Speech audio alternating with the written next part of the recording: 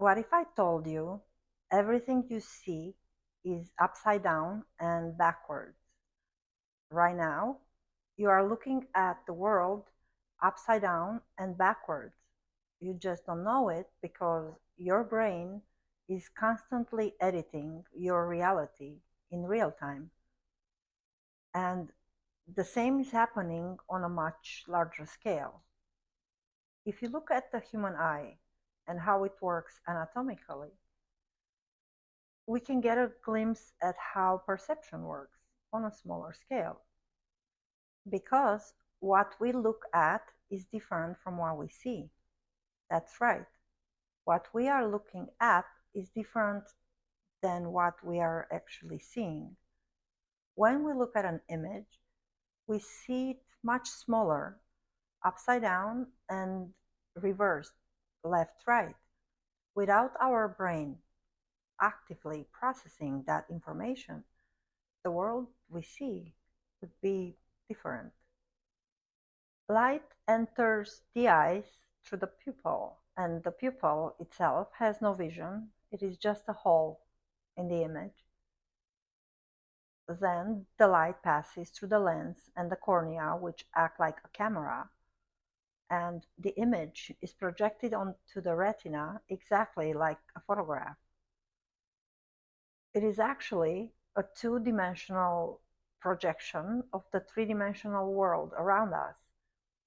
The optic nerves carry raw visual information from the eyes directly to the brain, and then the brain fills in the gaps by the constant back and forth motion of the eyes.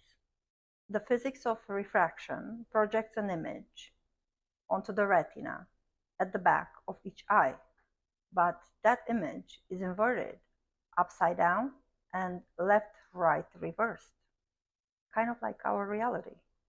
On top of that, your two eyes are separated by a few centimeters, so each eye captures different angle of the same scene.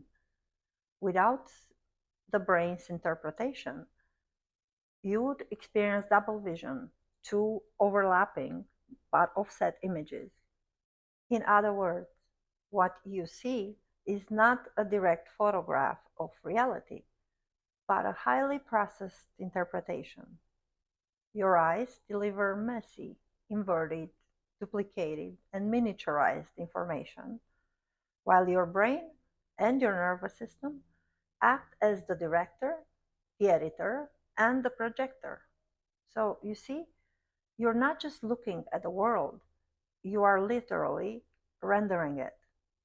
So when you hear an expression like you are watching a movie or tuning another channel, aka another frequency, it is quite literal, which begs the question, if the retina is a screen and the brain is an interpreter, who is actually watching? Who is the audience?